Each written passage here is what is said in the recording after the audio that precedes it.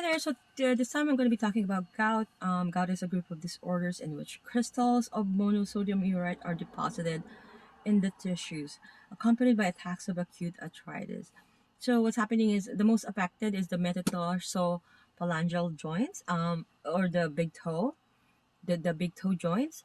But there's also this called pseudo gout, which meaning other areas are affected except for the toe. Then that you can differentiate. Although some could be affected with the gout itself. It's a systemic disease, so other areas could be affected, but mostly it's the big toe.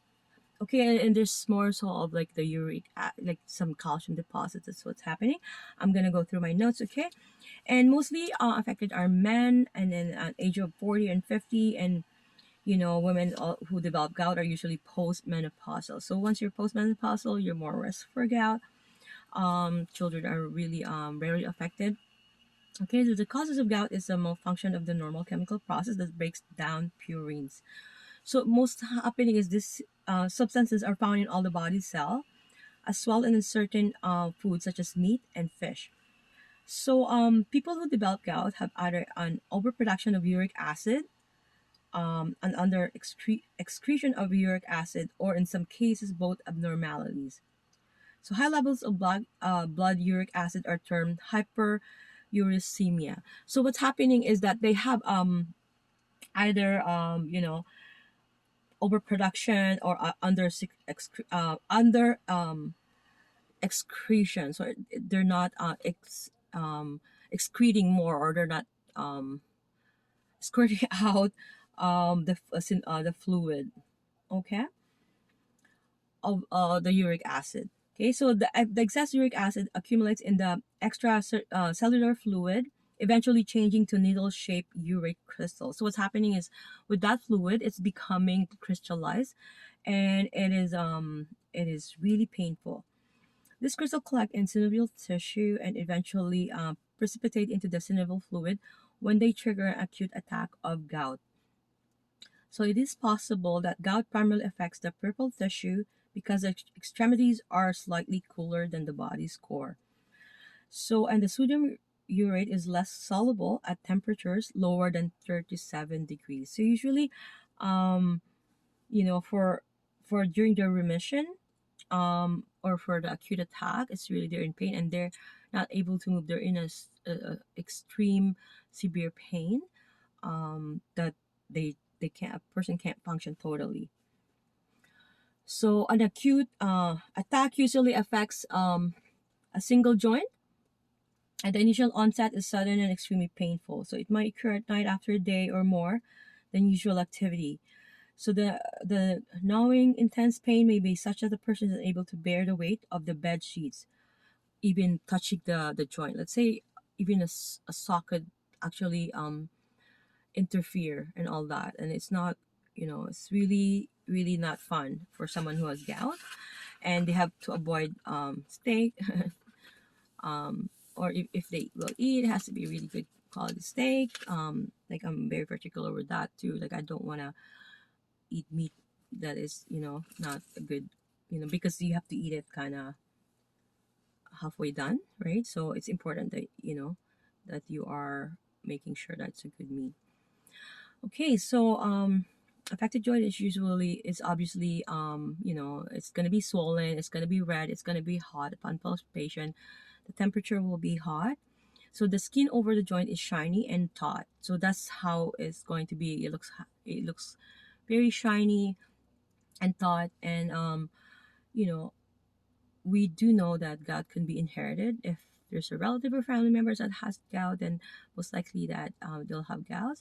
And attacks can be also be precipitated by excessive alcohol consumption, or anybody has obesity, they're obese, or certain foods and medications can also affect a trauma to that joint, that specific joint, or any crash diets that people sometimes have a pattern of that type that they don't really have a proper diet, and then all of a sudden, right? And if there's any factor like surgery. Okay, so So in the early stage, so if a acute attack may last for a few days, followed by a symptom-free period of several months or years. So it could have a severe attack, and then after that, you won't have any, and it's unpredictable, really. It's just a matter of you. What did I eat yesterday that triggered that? It's really hard to have this type of condition. So if it's untreated, attacks are more frequent and severe as the disease progresses, right? So if you're not treating it like normal, so that's just normal. If you're not treating it, obviously it's gonna progress, and the symptoms are gonna be more severe as time goes by, right? So there's gonna be a lot of repeated flare-ups, cause joint stiffness and reduced range of motion, and eventually cartilage and subchondral bone destruction, leading to joint deformation. Okay, so I'm gonna be talking about the chronic stage, and then I'm gonna move on to the infectious arthritis. Okay, for chronic stage, inflammation is spread to other peripheral joints. Okay, the stage term chronic to passive gout. So what's happening? It's gonna be spreading all over the inflammation, and it's gonna be pain all over. So I know it's more severe and centralized on the toe, but it could go around the purple area, and it's going to be affecting other areas too, right? So what's happening too, it occurs on average 10 years after the initial attack. So it is marked by subcutaneous deposits of urate crystal called tupi, right? These lumps occur outside the joints. So what's happening is there's that more so like as risk to having the gout, because it goes move peripherally, and then it could develop some lumps, which is gonna create more uric acid, and that crystal is called 2-pi. That's why it's called chronic tophaceous gout. Okay. So tissues commonly affected include the olecranon borsa, um, and then outside you know, the subcutaneous tissue, along the forearm extensors, the skin over joints, the helix of the ear, the tendon sheets in the hand, and around the Achilles tendon. So if left untreated, tope can break through the skin and lead to infection or carpal tunnel syndrome, or trigger finger. A trigger finger is when there's some nodules or and pain accumulating in these three fingers here, um, and then obviously the carpal tunnel syndrome um, is I made a video, but I think I haven't posted it. But it's more of a complication of what's happening here, because there's a tunnel, the carpal tunnel. What's happening? There's compression happening here, or some, the ligaments around here. So it's compressing on it. That's creating some pain around here. Okay. I'll do another video of that, more focused, but that could lead to that, right? And also, infection.